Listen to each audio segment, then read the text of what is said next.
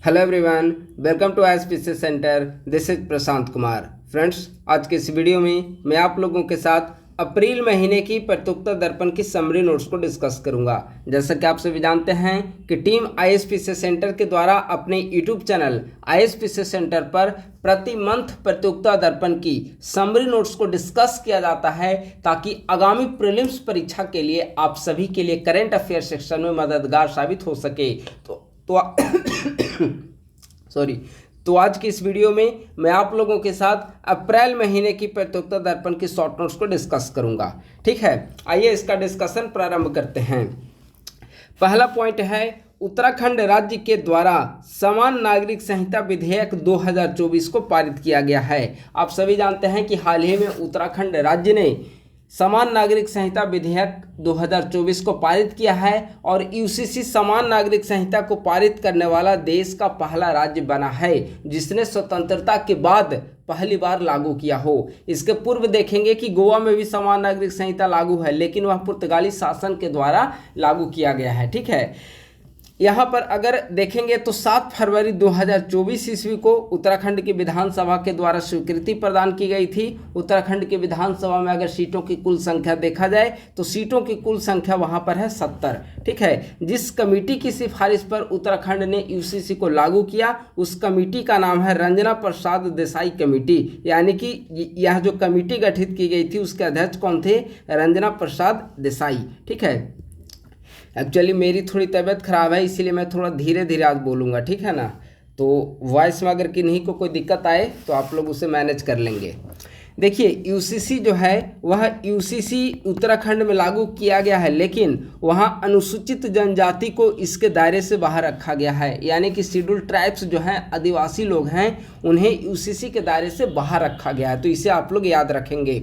ठीक है, स्वतंत्रता के पश्चात यूसीसी लागू करने वाला पहला राज्य बना है उत्तराखंड। अभी हमने बताया, हालांकि गोवा में भी लागू है, लेकिन वो पुर्तगाली शासन के द्वारा उसे लागू किया जा चुका है। एक और जो सबसे महत्वपूर्ण बात है कि यूसीसी समवर्ती सूची का विषय है। ठीक है, और आप सभी जानते हैं कि भारतीय संविधान के आर्टिकल 254 में कहा गया है कि समवर्ती सूची का अगर कोई विषय हो तो समवर्ती सूची के विषय पर केंद्र और राज्य दोनों कानून बनाने के लिए स्वतंत्र हैं। और अगर एक ही विषय पर केंद्र और राज्य दोनों कानून बना देते हैं और दोनों के बीच कॉन्फ्लिक्ट उत्पन्न होती है तो केंद्र सरकार के द्वारा बनाया गया कानून मान्य होगा। लेकिन अगर समवर्ती सूची के कोई विषय पर राज्य सरकार कानून बनाती है और राज्य सरकार राष्ट्रपति की सहमति प्राप्त कर लेती है तो उस राज्य में राज्य सरकार के द्वारा बनाया गया कानून मान्य होगा। यानी कि यूसीसी भले ही समवर्ती सूची का विषय है, लेकिन यहाँ पर उत्तराखंड के द्वारा बनाया गया कानून मान्य होगा। क्यों? क्योंकि आज ही न्यूज़पेपर में आया है, हमने टेलीग्राम पे कटिंग भी दिया है कि उत्तराखंड के द्वारा जो यूसीसी अधिनियम पारित किया गया है उसे राष्ट्रपति के द्वारा मंजूरी प्रदान की जा चुकी है। कल राष्ट्रपति ने उस पर अपनी स्वीकृति मुहर लगा दी है। ठीक है, तो इस तरह से यूसीसी समवर्ती सूची का विषय होते हुए भी उत्तराखंड के द्वारा लागू किया गया है और ऐसा करने वाला उत्तराखंड पहला राज्य बना है। ठीक है, सॉरी, यहाँ से सवाल बन सकते हैं, बहुत महत्वपूर्ण है। अगला पॉइंट, झारखंड के नए चीफ मिनिस्टर बने हैं चंपई सोरेन। ये झारखंड के 12वें मुख्यमंत्री बने हैं। ठीक है, तो झारखंड के 12वें मुख्यमंत्री बने हैं चंपई सोरेन। ये झारखंड मुक्ति मोर्चा पार्टी से संबंधित है। इसके पहले हेमंत सोरेन वहाँ के मुख्यमंत्री थे, लेकिन वे कुछ अनियमितताओं के कारण वे अभी जेल में हैं और जिसके कारण चंपई सोरेन जो है वहाँ के नए मुख्यमंत्री बने। राज्यपाल जिन्होंने इन्हें शपथ दिलाई उनका नाम है सीपी राधाकृष्णन। ठीक है, तो आप राज्यपाल का नाम याद रखेंगे सीपी राधाकृष्णन और मुख्यमंत्री का नाम है चंपई सोरेन। विधानसभा की टोटल सीटों की कुल संख्या झारखंड में कितनी है? 81। ठीक है, और इसके पहले एक और मैं जानकारी आपको बता दूं कि अभी तक जो भी प्रतियोगिता दर्पण का शॉर्ट नोट डिस्कस किया गया यूट्यूब चैनल पर, उसका पीडीएफ हमारे टेलीग्राम ग्रुप @ISPC सेंटर पर 1-2 दिन पहले भेज दिया गया है। ठीक है, आप लोग वहाँ से पीडीएफ को डाउनलोड कर लें। और झारखंड पीसीएस का भी 17 मार्च को एग्जामिनेशन होने वाला है, तो उन सभी को ध्यान में रखते हुए हमने प्रतियोगिता दर्पण का पीडीएफ प्रोवाइड करा दिया है। आप लोग टेलीग्राम से डाउनलोड कर लें। और यह जो आज मैं डिस्कस कर रहा हूँ वह अप्रैल महीने का प्रतियोगिता दर्पण का शॉर्ट नोट्स है। ठीक है, अगला एक और महत्वपूर्ण है चुनावी बॉन्ड योजना। देखिए, आप सभी जानते हैं और काफ़ी महत्वपूर्ण यह न्यूज़ में भी रहा था कि हाल ही में सुप्रीम कोर्ट के द्वारा चुनावी बॉन्ड योजना को निरस्त कर दिया गया, असंवैधानिक घोषित कर दिया गया है। ठीक है, यह बेसिकली सुप्रीम कोर्ट के द्वारा 15 फरवरी को यह निर्णय दिया गया कि चुनावी बॉन्ड योजना जो है वह पूरी तरीके से असंवैधानिक है। सुप्रीम कोर्ट की 5 सदस्यीय संविधान पीठ के द्वारा ऐसा निर्णय लिया गया है। 5 सदस्यीय जो संविधान पीठ है जिसकी अध्यक्षता DY Chandrachud, chief justice of India DY Chandrachud के द्वारा की जा रही है। ठीक है, इन 5 सदस्यों में एकमात्र ऐसे सदस्य थे संजीव खन्ना, जिन्होंने अलग से अपने विचार के, यानी कि इनका जो विचार था, मत था, वो अन्य चारों से मैच नहीं करता है। हालांकि इन्होंने भी असंवैधानिक करार देने के पक्ष में आवाज़ कही है। 5 में से 5 ने असंवैधानिक करार दिया, लेकिन इनका मत जो था कुछ मामलों में अन्य 4 से भिन्न था। ठीक है, इनका सुप्रीम कोर्ट ने निर्णय देते हुए कहा कि जो चुनावी बॉन्ड योजना है वह ये 4 कानूनों का उल्लंघन करता है। आप लोग इसका नाम हमेशा याद रखेंगे। RTI एक्ट का उल्लंघन करता है, संविधान के अनुच्छेद 19 क्लॉज 1 सब क्लॉज A का उल्लंघन करता है, PRA जन प्रतिनिधित्व अधिनियम 1951 की धारा 29C क्लॉज 1 का उल्लंघन करता है, कंपनी अधिनियम की धारा 182 क्लॉज 3 और 13A क्लॉज B का उल्लंघन करता है, ऐसा सुप्रीम कोर्ट ने कहा है। तो आपसे प्रीलिम्स परीक्षा में यहाँ से प्रश्न पूछे जाने की प्रबल संभावना है। ठीक है, तो आप लोग इसे याद रख लेंगे। अगला पॉइंट की ओर हम लोग आते हैं। मौसम अवलोकन उपग्रह इनसैट 3DS का सफल परीक्षण किया गया है इसरो के द्वारा। ठीक है, जिस लॉन्च व्हीकल के माध्यम से इनसैट 3DS का सफल परीक्षण किया गया, उस लॉन्च व्हीकल का नाम है GSLV F14, यानी कि GSLV F14 के जरिए मौसम अवलोकन उपग्रह इनसैट 3DS का सफल परीक्षण इसरो के द्वारा किया गया। बहुत महत्वपूर्ण है। अगला है 5 न्यू वेटलैंड्स रामसर साइट में शामिल किए गए हैं, यानी कि 5 नए आर्द्रभूमि भारत के खाते में जोड़े गए हैं। और इसी के साथ वर्तमान समय में अगर रामसर साइट की कुल संख्या देखा जाए तो भारत में रामसर स्थल की जो कुल संख्या है वह 80 हो चुकी है। ठीक है, सबसे ज़्यादा तमिलनाडु में है 16 और उत्तर प्रदेश में दूसरे नंबर पे 10 हैं। ठीक है, टोटल रामसर साइट, रामसर स्थल 80, सबसे ज़्यादा तमिलनाडु में 16 और दूसरे नंबर पे यूपी में 10 है। ठीक है, जिन 5 नए वेटलैंड को रामसर स्थल की सूची में शामिल किया गया उनमें से 2 तमिलनाडु में हैं और 3 जो है वह कर्नाटक में है। ठीक है, 2 जो तमिलनाडु में है उनका नाम है कराईवेटी पक्षी अभयारण्य और लॉन्गवुड 16 रिजर्व वन, ये 2 है तमिलनाडु में। ठीक है, और कर्नाटक में है अंक समुद्र पक्षी संरक्षण रिजर्व, कर्नाटक में है अघनासिनी एस्च्यूरी रिजर्व, कर्नाटक में है और मगदी केरे संरक्षण रिजर्व अभी कर्नाटक में है। यानी कि तमिलनाडु में है 2 कराईवेटी और लॉन्गवुड, और कर्नाटक में है 3 अंक समुद्र, अघनासिनी और मगदी केरे संरक्षण रिजर्व। ठीक है, तो टोटल 5 नए वेटलैंड शामिल किए गए हैं। तो इस तरह से वेटलैंड की कुल संख्या भारत में 80 है। अगर इन 80 वेटलैंड को मिलाकर एरिया अगर देखा जाए तो 13.3 मिलियन हेक्टेयर इसका कुल क्षेत्रफल आता है। ठीक है, सबसे ज़्यादा अगर देखा जाए वेटलैंड तमिलनाडु में है 16 वेटलैंड और दूसरे नंबर पर उत्तर प्रदेश में 10 वेटलैंड है। अगले पॉइंट की ओर हम लोग आते हैं। गगनयान के लिए 4 पायलट का चयन किया गया है। ठीक है, गगनयान के लिए जिन 4 पायलट का चयन किया गया है उनमें एक नाम है प्रशांत बालकृष्णन नायर, दूसरा है अंगद प्रताप, तीसरे हैं अजीत कृष्णन और चौथे हैं शुभांशु शुक्ला।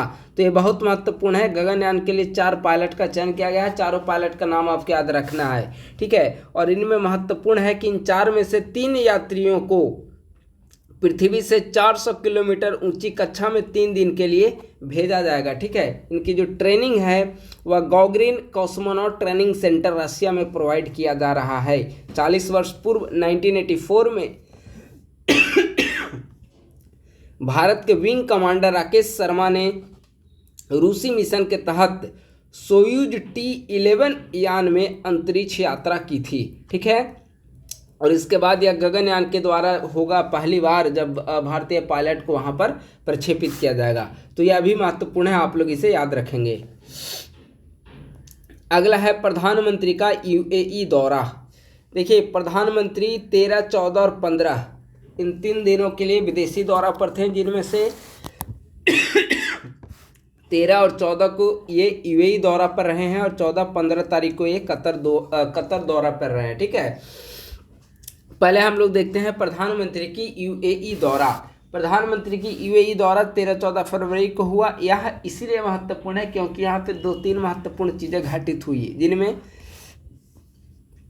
पहला यह है कि यूएई के पहले हिंदू मंदिर का उद्घाटन प्रधानमंत्री के द्वारा किया गया। ठीक है, दूसरा कि वर्ल्ड गवर्नमेंट समिट 2024 का जो आयोजन है वह दुबई में किया गया था और उसके चीफ गेस्ट भारतीय प्रधानमंत्री को बनाया गया था। इसका अगर थीम देखा जाए, वर्ल्ड गवर्नमेंट समिट 2024 का थीम क्या था, तो शेपिंग द फ्यूचर गवर्नमेंट्स इसका थीम रखा गया था और इसके चीफ गेस्ट के रूप में प्रधानमंत्री को आमंत्रित किया गया था। तो ये दौरा भी काफ़ी महत्वपूर्ण रहा है।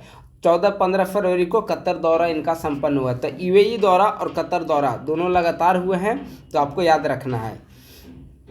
अगला है भारत एवं म्यांमार की सीमा पर वर्ष 2018 से लागू मुक्त आवाजाही व्यवस्था को सरकार ने फरवरी 2024 में समाप्त कर दिया है। ठीक है, यानी कि अब भारत और म्यांमार के बीच मुक्त आवाजाही व्यवस्था जो है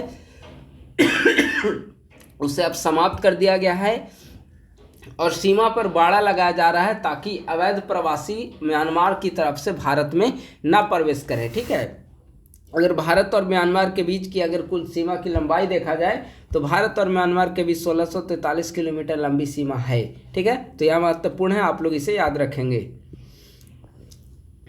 अगला है करप्शन परसेप्शन इंडेक्स। देखिए करप्शन परसेप्शन इंडेक्स जो है भ्रष्टाचार मुक्त सूचकांक, करप्शन परसेप्शन इंडेक्स भ्रष्टाचार बोध सूचकांक, परसेप्शन बोध सूचकांक। ठीक है, यह प्रतिवर्ष जारी की जाती है ट्रांसपेरेंसी इंटरनेशनल के द्वारा। ठीक है, इसमें अगर देखा जाए 180 देशों की सूची में भारत का स्थान 19 है, यानी कि 180 देशों में 93वां स्थान भारत का है। अगर पहला स्थान देखा जाए जहां सबसे कम भ्रष्टाचार है तो वह है डेनमार्क, दूसरे नंबर पे है फिनलैंड, तीसरे नंबर पे न्यूजीलैंड। ठीक है, सबसे नीचे सोमालिया है जहां पर सर्वाधिक भ्रष्टाचार देखने को मिलती है और भारत का स्थान है 93 180 देशों की सूची में। ठीक है, तो corruption perception index transparency international द्वारा जारी किया गया, जिनमें भारत को 180 देशों में 93वां स्थान प्राप्त हुआ है। अगला है अमेरिका की निजी कंपनी इंटुएटिव मशीन्स का मून लैंडर ओडिसिस चंद्रमा की सतह पर उतरा है। इंटुएटिव मशीन्स चंद्रमा की सतह पर अंतरिक्ष यान उतारने वाली विश्व की पहली निजी कंपनी बन गई है। ठीक है, इसे आप लोग याद रखेंगे, सबसे महत्वपूर्ण यही है। अमेरिका की निजी कंपनी का नाम क्या है? इंटुएटिव मशीन्स का मून लैंडर ओडिसियस चंद्रमा की सतह पर उतरा है और इंटुएटिव मशीन चंद्रमा की सतह पर अंतरिक्ष यान उतारने वाले विश्व की पहली निजी कंपनी बन गई है। ठीक है, इसके पहले अगर देखा जाए तो यह उपलब्धि यूएसए, रशिया, चाइना, इंडिया व जापान की सरकारी एजेंसियों को प्राप्त हो चुकी है इसके पहले। ठीक है, लेकिन अगर कोई निजी कंपनी पूछा जाएगा कि चंद्रमा की सतह पर अंतरिक्ष यान उतारने वाला पहली निजी कंपनी कौन बनी, तो इंटुएटिव मशीन्स पहली निजी कंपनी है। तो आप लोग इसे याद रखेंगे। अगला है ग्रीस के प्रधानमंत्री की भारत यात्रा। ग्रीस के प्रधानमंत्री की भारत यात्रा बहुत महत्वपूर्ण है, इसीलिए क्योंकि ये अभी जो हाल ही में रायसीना डायलॉग का आयोजन किया गया है उसके चीफ गेस्ट थे ग्रीस के प्रधानमंत्री किरियाकोस मित्सोताकिस। ठीक है, ये बेसिकली ग्रीस के प्रधानमंत्री या हेलेनिक रिपब्लिक ग्रीस के प्रधानमंत्री की भारत यात्रा 21-22 फरवरी 2024 को संपन्न हुई है। ठीक है, इनका नाम क्या है? किरियाकोस मित्सोताकिस इनका नाम है ग्रीस के प्रधानमंत्री का। और 9वें रायसीना डायलॉग के चीफ गेस्ट हैं। 9वें रायसीना डायलॉग का आयोजन कहाँ पर किया जा रहा है? नई दिल्ली में किया जा रहा है। या बेसिकली जो रायसीना डायलॉग है वह विदेश मंत्रालय प्लस ORF के सहयोग से आयोजित किया जाता है प्रतिवर्ष। ठीक है, तो इस बार के चीफ गेस्ट थे ग्रीस के प्रधानमंत्री। अगला है सातवां हिंद महासागर सम्मेलन 2024। देखिए, सातवां हिंद महासागर सम्मेलन 2024 का आयोजन ऑस्ट्रेलिया पर्थ में किया गया है। ठीक है, भारतीय विदेश मंत्रालय के सहयोग से इंडिया फाउंडेशन के द्वारा इसका आयोजन किया गया है। अगर सातवें हिंद महासागर सम्मेलन का थीम देखा जाए तो सातवें हिंद महासागर सम्मेलन का थीम है towards a stable and sustainable Indian ocean. ठीक है, एक स्थिर और समावेशी हिंद महासागर। ठीक है, towards a stable and sustainable Indian ocean. ठीक है, तो सातवां हिंद महासागर सम्मेलन कहाँ आयोजन किया गया? पर्थ, ऑस्ट्रेलिया में, और इसकी थीम क्या है? Towards a stable and sustainable Indian ocean. ठीक है, अगला पॉइंट है लोकतंत्र सूचकांक 2023। देखिए, जो लोकतंत्र सूचकांक है, डेमोक्रेसी इंडेक्स, वह EIU के द्वारा जारी किया गया है, इकोनॉमिस्ट इंटेलिजेंस यूनिट के द्वारा जारी किया गया है। ठीक है, इसमें अगर भारत को देखा जाए तो लोकतंत्र सूचकांक में भारत का स्थान 41 है, 41वां स्थान भारत को प्राप्त हुआ है। और अगर अंक देखा जाए तो 7.18 अंक भारत को प्राप्त हुआ है। पहला स्थान जहां पर लोकतांत्रिक मूल्य सबसे ज़्यादा मजबूत हैं, पहला स्थान पर है नॉर्वे, दूसरा स्थान पर न्यूजीलैंड, तीसरा नंबर पे है आइसलैंड। ठीक है, अगला पॉइंट है अंतरिक्ष में सर्वाधिक समय तक रहने का रिकॉर्ड रूसी अंतरिक्ष यात्री ओलेग कोनोनेंको ने बनाया है। ये इसे आप लोग याद रखेंगे, काफ़ी महत्वपूर्ण है। अंतरिक्ष में सर्वाधिक समय तक रहने का रिकॉर्ड रूसी अंतरिक्ष यात्री ओलेग कोनोनेंको ने बनाया है। ठीक है, ये लगभग 878 दिन 12 घंटे से ज़्यादा समय तक व्यतीत कर चुकी है और यह सितंबर 2024 ईस्वी तक अंतरिक्ष में रहेंगी। और उस समय तक ऐसा अनुमान है कि 1110 दिन यह अंतरिक्ष में रह चुकी होगी। तो यह अपने आप में एक रिकॉर्ड है कि अंतरिक्ष में सर्वाधिक समय तक बने रहने का रिकॉर्ड रूस के अंतरिक्ष यात्री ओलेग कोनोनेंको के नाम दर्ज किया जाएगा।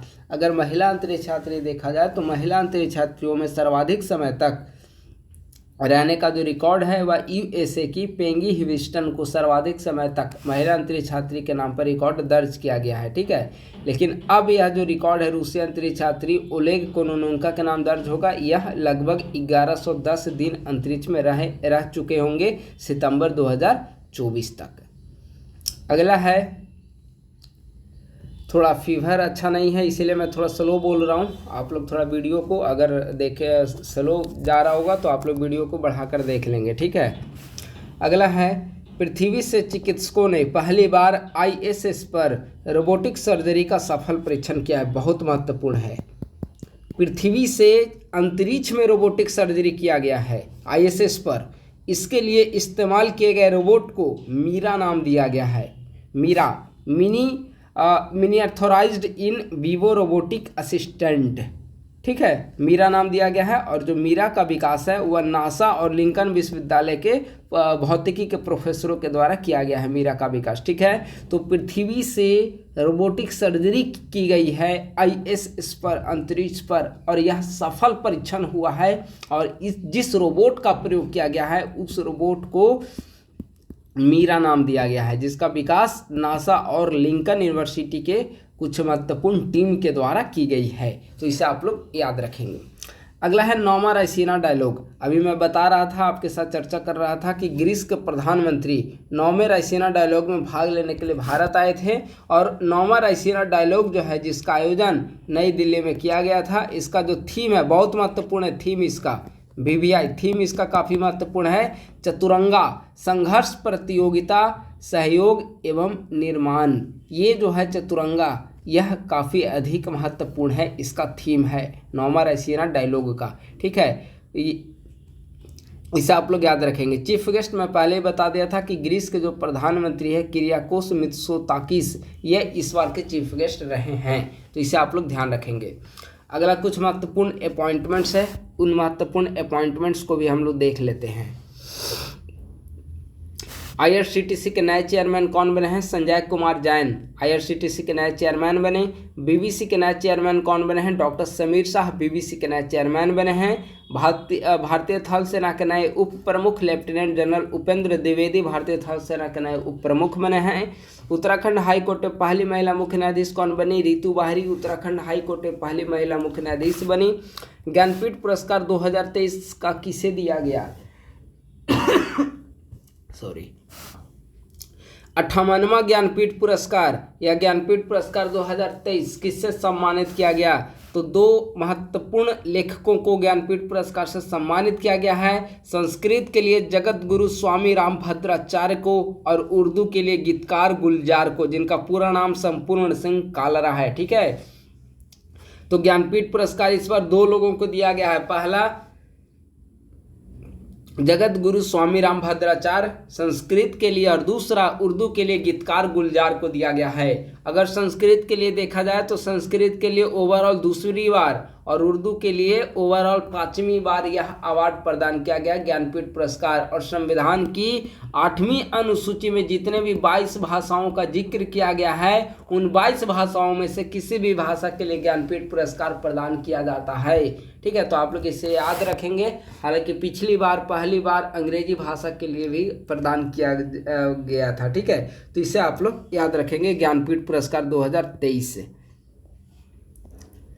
अगला है बाफ्टा फिल्म पुरस्कार 2024। बाफ्टा फिल्म पुरस्कार 2024, देखिए बाफ्टा फिल्म पुरस्कार जो है उसमें सर्वश्रेष्ठ फिल्म का अवार्ड ओपेनहाइमर को दिया गया है। इसके डायरेक्टर क्रिस्टोफर नोलन है। ठीक है, सर्वश्रेष्ठ डायरेक्टर का अवार्ड क्रिस्टोफर नोलन को दिया गया ओपेनहाइमर के लिए। ठीक है, इस बार बाफ्टा फिल्म पुरस्कार में देखेंगे तो सिर्फ और सिर्फ ओपेनहाइमर की धूम रही है। चाहे वह सर्वश्रेष्ठ फिल्म हो, डायरेक्टर हो, अभिनेता हो, अभिनेत्री हो, चारों जो है वह ओपेनहाइमर के लिए ही दिया गया है। ठीक है, तो सर्वश्रेष्ठ फिल्म का अवार्ड ओपेनहाइमर को क्रिस्टोफर नोलन द्वारा निर्देशित है फिल्म।